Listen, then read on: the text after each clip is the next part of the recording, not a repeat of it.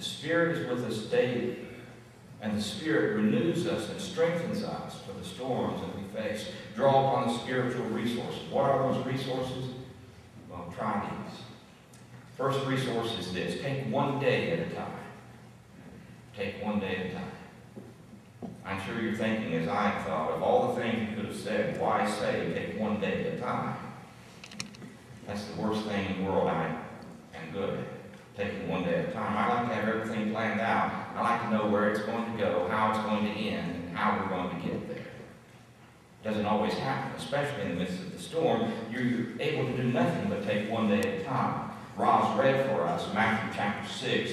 Don't worry about tomorrow.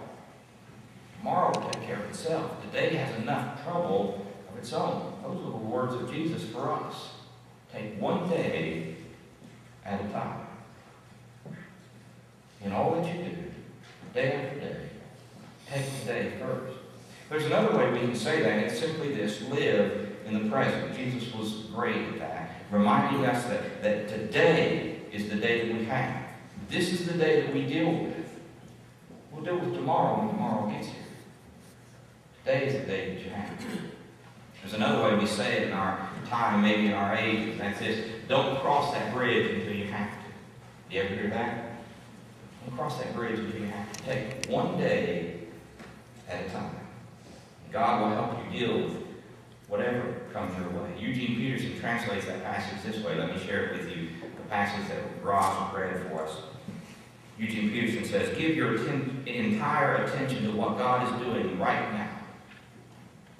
Give your entire attention to what God is doing right now. Don't get worked up about what may or may not happen tomorrow.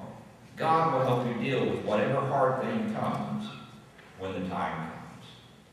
Give your entire attention to what God is doing right now. I think sometimes what happens in the midst of the storm that makes it very difficult for us to take one day at a time, it's this: we forget to see that God is working right now. The storms kind of blind us, kind of like a dark cloud enveloping us to the reality of what God is doing in our lives right now. Oh, it's great to see God on a day when the sun is shining bright. You can see God in everything. Oh, but when the sun goes behind the clouds and they get very dark, you begin to wonder, where is God gone? God has gone nowhere. God is always over the sun. Take one day at a time.